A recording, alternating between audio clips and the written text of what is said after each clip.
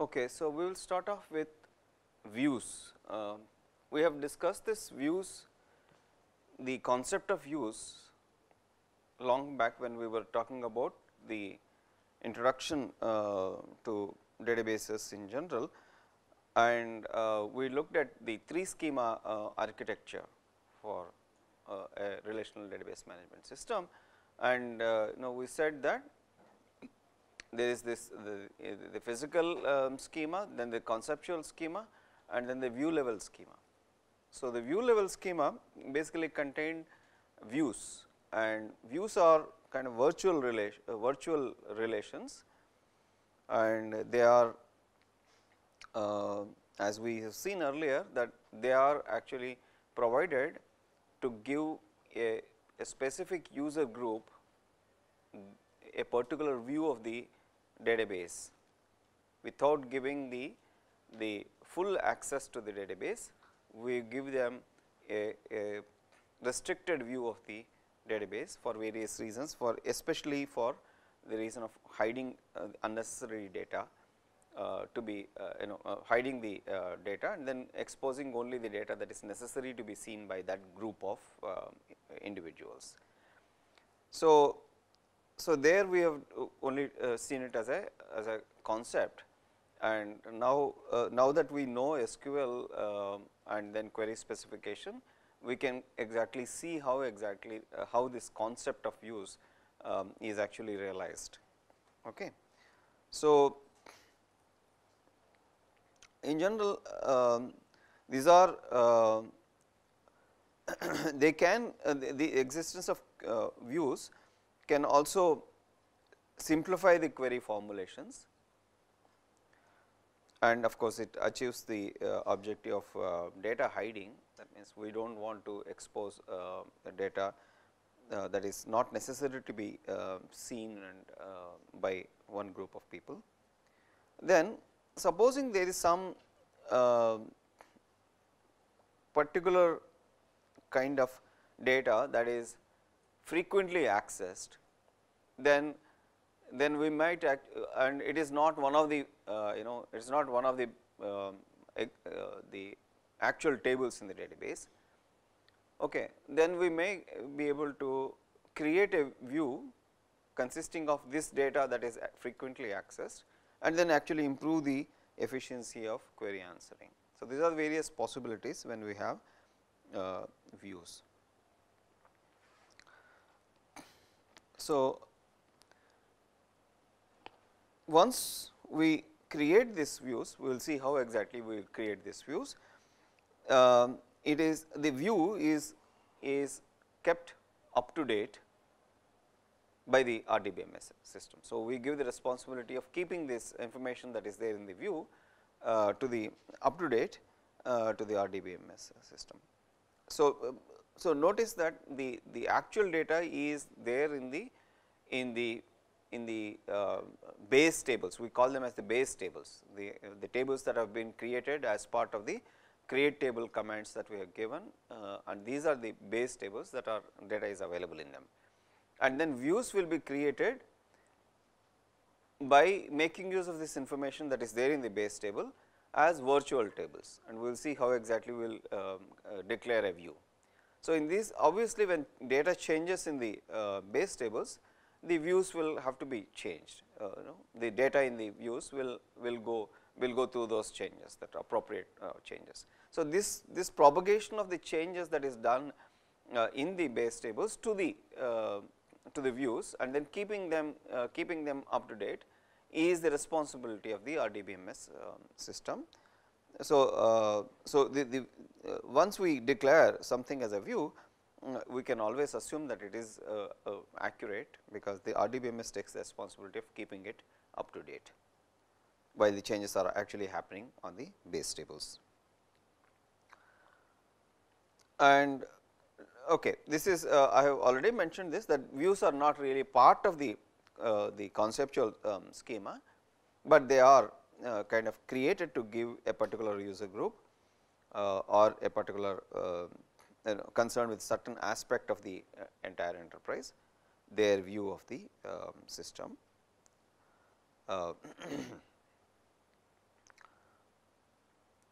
Now, as far as the implementation of this idea of views is concerned, there are multiple approaches. It is possible that we do not actually keep the view as a permanent table in the database, but just keep the definition of the view alone in the database, and then kind of create that view as and when it is required. If it is being used in a particular query, then create that view and then make use of that. Okay. So, to give you a heads up, basically we will now be looking at how to create a view, but the view will be actually created as a result of a particular query.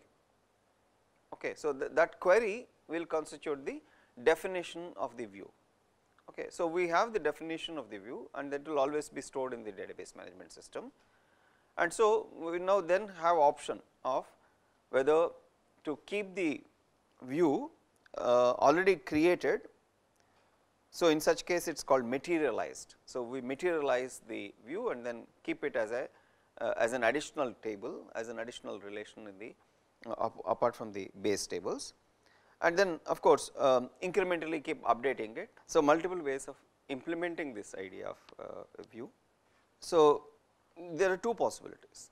One is to create this view as and when is required and use it, and then kind of discard it actually, and then whenever again it is required, it can be created.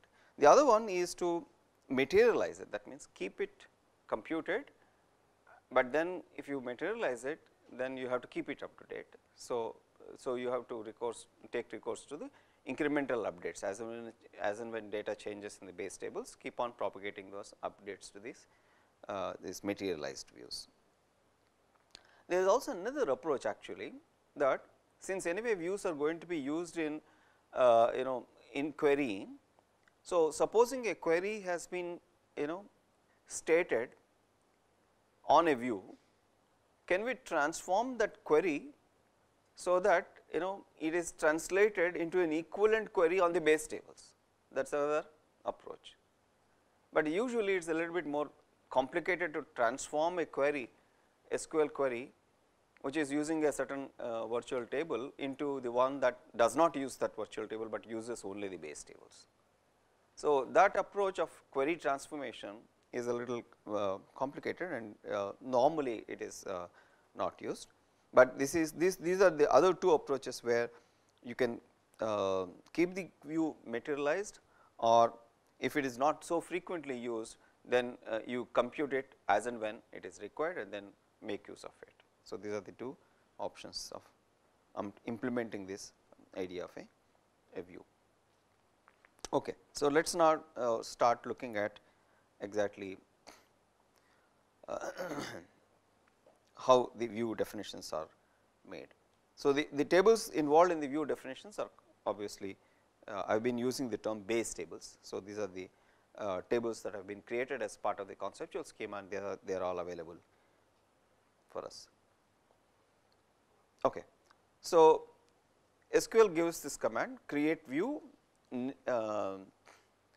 name of the view as keyword, and then a query expression. Okay.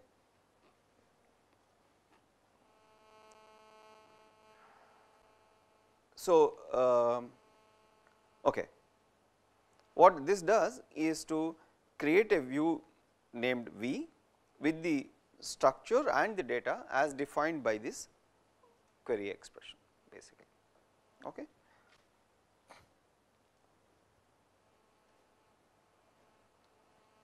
Okay, let us look at an example.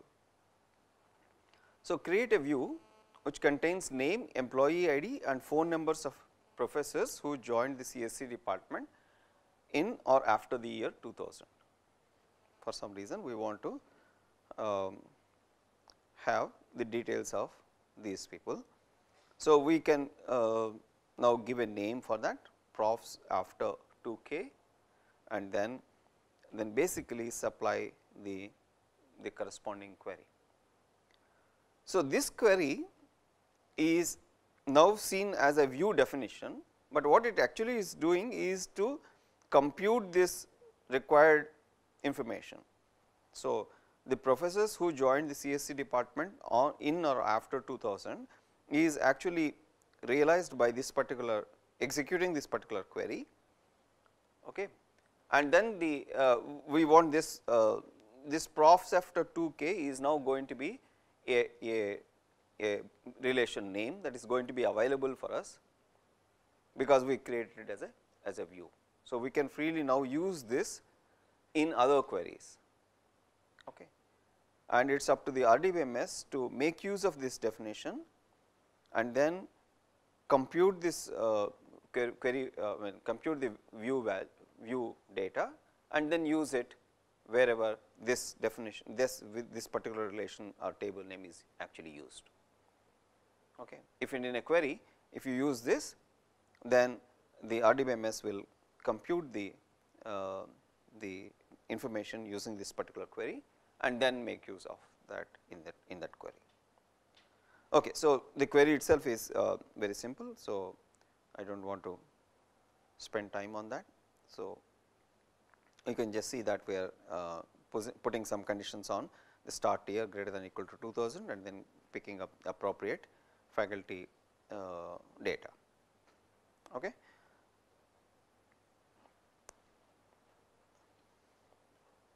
Now, so this particular relation will be kept up to date by the RDBMS system as and when changes happen in the professor table. So, if new professors join the computer science department, then this particular thing will automatically get updated. Okay. So, once we create it, it can be used as I said, you can always use it in queries just like any other table is being used. So, I will give you some illustrations of that. So, names of professors in whose name starts with Ravi or Ram or something. So, it is some query.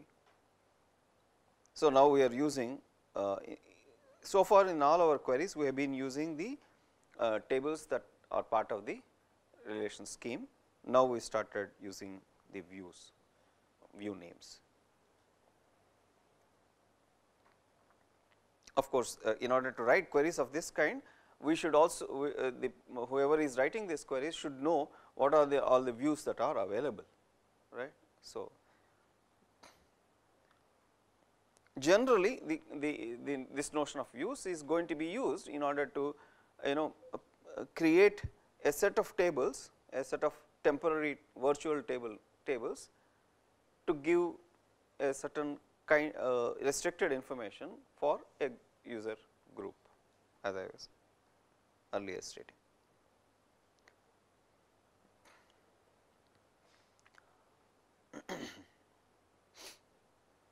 Yeah.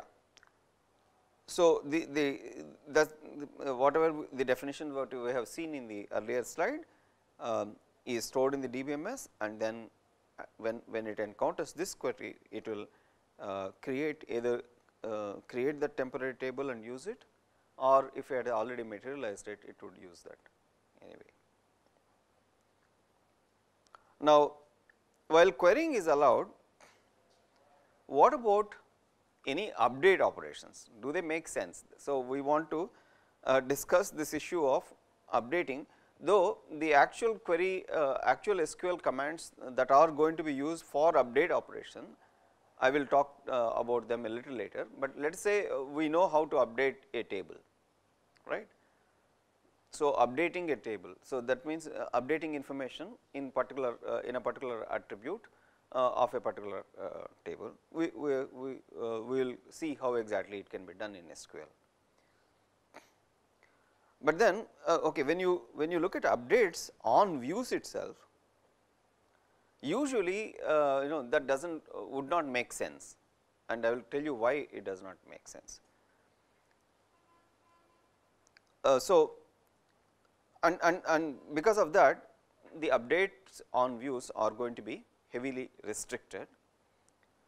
And the main reason for that is to kind of update the view, we may actually require to modify the many base tables, because it is possible that the view makes use of many base tables. You know, so in the query in the view definition, many base tables might be involved.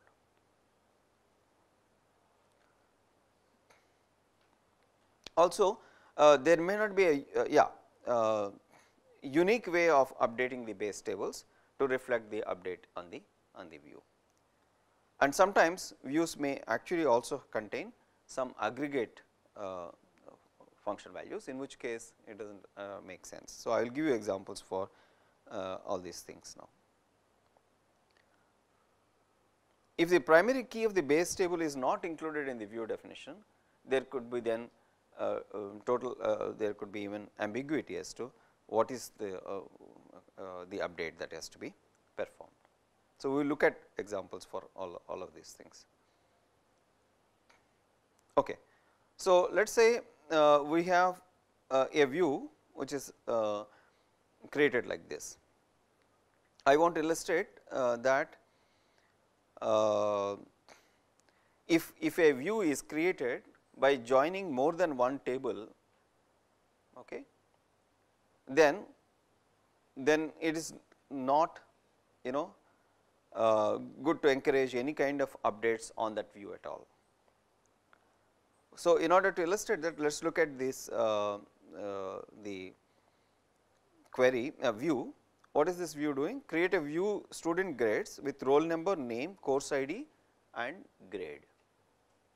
Okay. So, how do we create that? Create view student grade, roll number, name, course ID and grade. Where is that information is coming from? You have the schema with you. So, from student and enrollment we can get this information. Basically, we are one more thing you see here, that we are not keeping track of when that particular student has completed that course. We are dropping off the semester year information. The enrollment table has other details as to when that particular student has done the course and obtained the grade. So, we are dropping off all that information here to get us to kind of get the transcript of the student kind of thing. So, roll number, name, course ID, grade is there. So, of course, it is easy to get this, because all that we have to do is to join student and enrollment with this and then impose this condition saying that roll number should be equal to the E dot roll number and pick up name from the student. Okay. Now, why is supposing if I take this view now and then suddenly decide that, you know, let me update the grade value for some student in some course, for a particular student in a particular course, let me upgrade his grade from U to some D or something like that. Okay. Suppose a student has not cleared a course. Suppose a student has not cleared a course and he got U grade, then he is kind of repeating the course. Then what will happen in this particular result of the view? The same the student will appear with that course ID multiple times, right. If you have cleared the course, then you would apply it only once. If you not cleared it and it is a core course and it has to be cleared, so the student might appear actually multiple times. Suppose he has taken it 2 times and then unfortunately both times he is not cleared the course, let us say, then in fact there will be only one record here, because semester and year are dropped out from this particular thing. There will be one record saying that this particular student has done that and got a U grade, even though he has done it 2 times. Now, let us say you want to do this upgrade, saying that the grade value for a particular course for a particular student has to be upgraded from U to D. There is obviously ambiguity here, because we do not know which of those, of course, we can which of those underlying in the enrollment table, for what semester and what year will you upgrade it from U to D, because he might have done it, he has done it 2 or 3 times or so, whatever.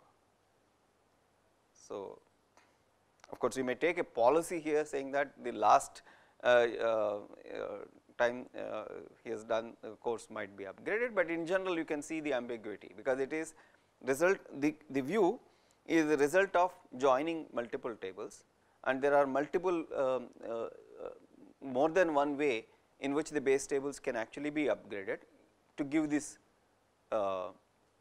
join, which is the result of this particular query. So, since there is going to be ambiguity when multiple tables are involved in the view definition, and a upgrade a change in one of the attribute values might actually be realized by multiple ways of changing the base tables. Because of all these reasons, we basically do not allow any updates to be done on any view that is defined by joining more than one table. Okay. So, that is a there is a reason why we restrict it like that. In a similar way, supposing the view is created by making use of a group by and an aggregate function. Let us look at this view. What this view is doing is to compute what is the average number of credits of the courses that are offered by a particular all departments. Okay. Across all departments, we want to now find out what is the for all the courses that they are offering. You look at the credits and then take the average of the credits and then report that. How do you do that? Select department number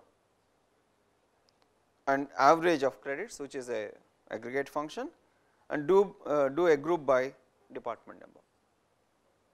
Okay. If you recall, what we basically doing here is that the course tuples will be grouped in department wise, partition department wise, and for each department we will be computing the average, and then that is the table will now have department number and average credits.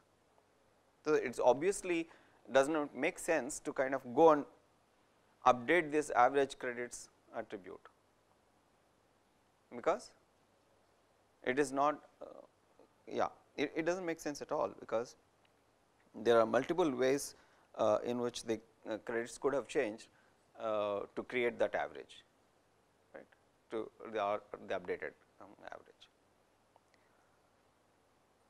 So, so updates on this kind of views which involve using the aggregates will not be allowed at all. Again, you can see that the main reason is that the update on this particular attribute, for example, average credits, cannot be uniquely mapped to any update on the base tables. That is the reason.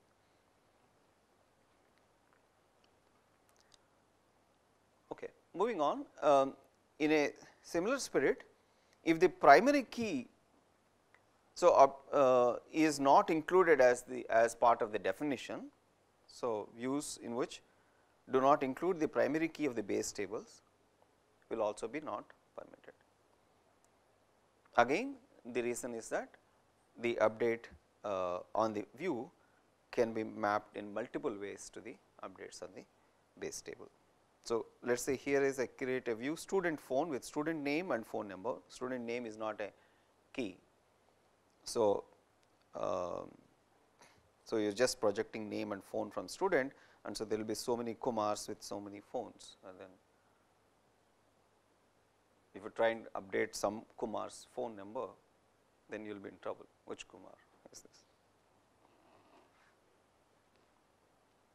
So, basically to kind of summarize what we are doing is allow updates on views only if the view is defined on a single base table and it is not defined using any group by clause or aggregate functions, and the view definition includes the primary key of the base table. If the view definition includes the binary includes the primary key of the base table, then there is a possibility for uniquely propagating the update to the base table, and so that is the restrictions on updating views. Okay. So, basically to kind of summarize this concept of views, it is possible for us to create a bunch of virtual relations which will give a restricted view of the information system for use of a group of individuals, and these virtual relations can then be used by those group of people for querying information. Okay. And by and large updates on these things will not most of the time make sense, and if they make sense only, they will be allowed. So, that is the kind of summary on the views, but they are of course very useful because they will create, they will give us that particular group of individuals access to the part of the information system that they are allowed to make use of. Okay. And in general, the RDBMS takes responsibility of keeping all these virtual relations up to date by its own mechanism. We do not care about how exactly it does it. It might do it through materialization or through creating these views as and when it is required to be used. Good. So, that is the and in general this feature of views itself is a little advanced feature that, and some RDBMSs might not even provide this facility. Okay. So, it is part of the standard. Of course, if you have views, what should be done and how they should be created is all part of the SQL standard. So, a particular RDBMS might not even implement this feature, it might just give you a basic version of SQL. And most enterprises whose operations do not read these things might be able to make use of such a RDBMS even. Okay. So, now let us go on to looking at a few other features of SQL, which are basically to do with updating data. So, now that we have been actually the reason why I am discussing updating inserting data towards the end instead of doing it at the beginning is that while updating also it is possible for us to kind of use querying. That is the reason why we are discussing updates and inserting data towards the end actually. Okay. So, let us see how to insert data into the tables. So, there are SQL constructs for doing that. So, insert into and then the relation name, values is a keyword, and then you can supply a comma separated tuples ending with a semicolon, so that all this data goes into that particular thing. Of course, you should put values in quotes and then they should all be comma separated. So, of course, the RDBMS might give you loading data loading functionality in which it might take data from multiple formats and then actually store it into the tables, but this is the SQL commands that I am talking about. There may be other ways of bulk loading data into the database, in which case it might take data from say spreadsheets or CSV files and things like that. It is also possible for us to insert data by giving a query. This is the reason why we are discussing this at this stage. So, insert into some relation and then give a query, a select from where. So, the entire result of that particular query will be inserted into this possibly new relation. We can also specify that some subtuple be inserted. So, select insert into student roll number name sex alone. So, you are giving what is the scheme of the subtuple here, and then values. Of course, these values, the tuples that here should obviously match this number and then the data types we can give like this. So, the assumption here is that the rest of the attributes will be updated later or will be inserted as default values or something like that.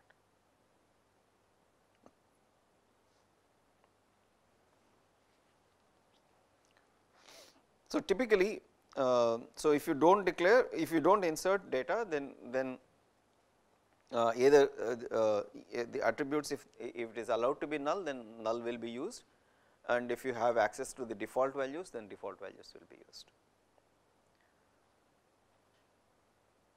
Okay. So, inserting data into the tables can be done like this. Then deleting stuff from the deleting rows from tables.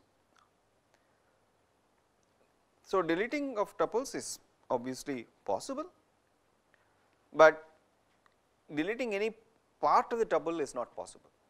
You have to drop the entire row. Okay. Now, deletion of tuples can only be done from one relation at a time. You cannot delete tuples from multiple relations at the same time.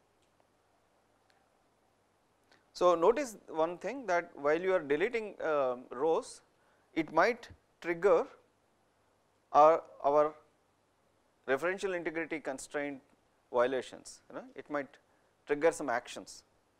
So, because one tuple goes from one relation, then it is being referred to, it is being referred from some other tuple from another relation, and there might be referentially triggered actions defined in that case, in which case the deletion might cascade and all that. So, one has to be aware of those issues when you are doing deletions.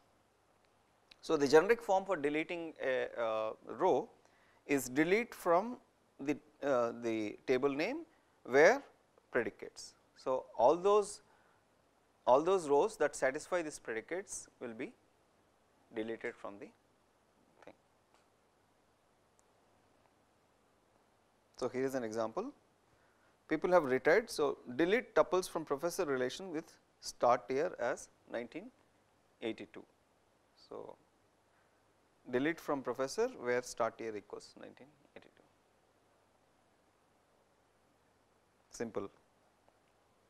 But one has to be careful about one aspect about deletion. Let me tell you that. Okay, before you going there, if the where clause is not specified, then the whole of the data will be deleted. So, we have to be careful about it, because you know that where clause, if it is not specified, it is taken as true, right, always true. So, one has to be careful about that. So, see, here is another interesting aspect of deletion that we have to be aware of. The where predicate actually is evaluated for each of the tuples in the relation, and then we mark them as being qualified for deletion, and only then after we mark all of them we start deleting. Okay. So, before deleting any tuples, we are going to mark all those tuples that qualify the where condition that is specified. This is very important, as you will see, this is very important actually. The result of deleting these rows as and when they are satisfying the where condition is a little dangerous. Let me illustrate that with a query here. You recall that we had a get marks thing. So, delete all tuples of students that scored the least marks in the CS branch, let us say. Okay. So, delete from get marks where branch equals computer science and marks is equal to, you have a subquery to compute the minimum marks in the branch computer science. So, if the marks equal to the minimum marks, then you delete that row. Now, here you can see the danger, right. You can see the danger here very clearly, that if you start deleting as and when a tuple satisfies this condition, then actually what will happen? What will happen?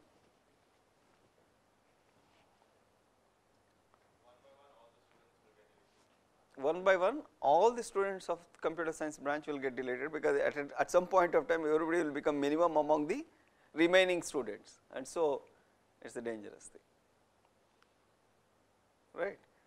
So, that is why it is very important for us to mark all the rows that satisfy the where condition and then go about deleting them after marking.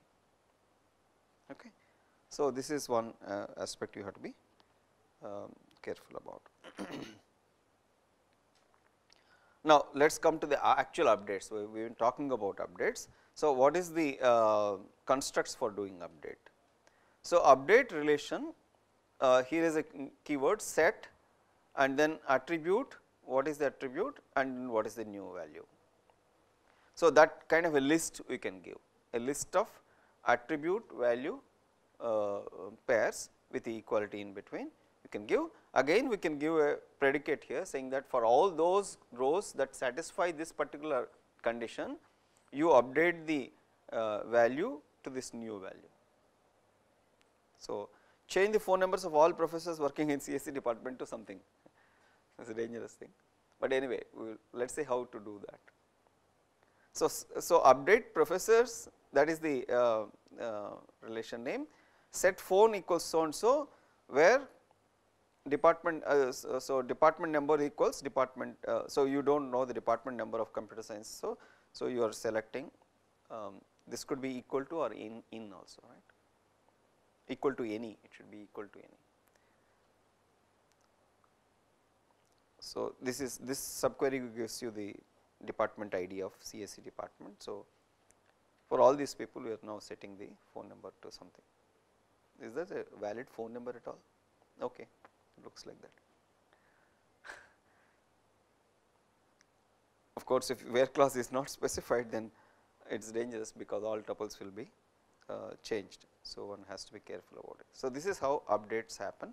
You can, so this here I gave one attribute and one value. You can give a list actually, you can also give a list of such pairs. Then other miscellaneous features of SQL which we have seen. There is a interesting clause called order by clause, that is new here. Order by is basically used after the query result is computed.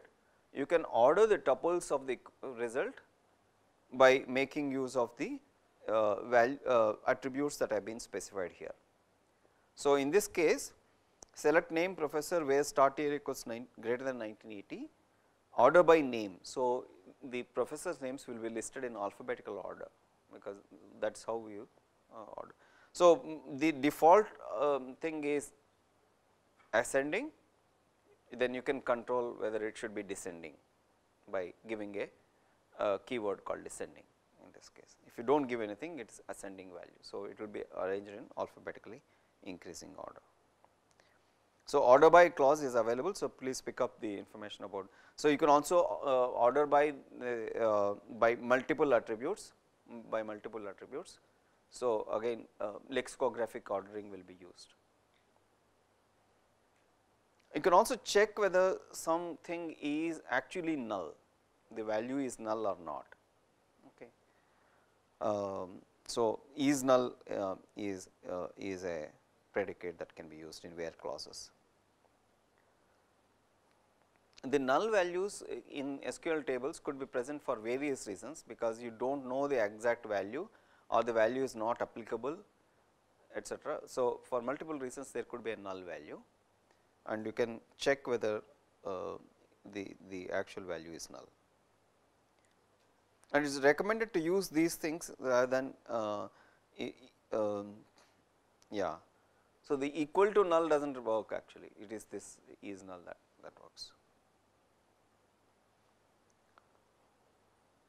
Okay, you can also use between and to give a range of values, start here between so and so, and we have already seen how result columns can be renamed using the as keyword, name as student name, roll number as student number, etc. So, this attribute renaming we have already seen, and then use of distinct keyword we can see. If you want in the select clause you can use distinct keyword in order to eliminate duplicates,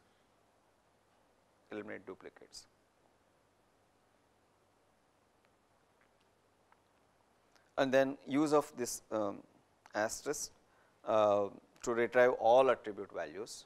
So, select star, it is called select star. So, obtain details of professors along with their department details. So, whatever all the available details you want to obtain along with their department details. So, this will be a wide table, in which case where all the details of the professors concatenated with all the details of the department will be produced. So, so there are a lot of them, and so instead of writing all of them you will just simply put a star there. So, that is how we can make use of this. Okay, good. So, in this lecture basically we have the main thing that we have seen is views, and then there are a lot of other miscellaneous features of SQL that we have looked at. In the next class I will be talking about how we can programmatically access their data in a database, and then with that we will probably wind up the discussion on SQL. Okay.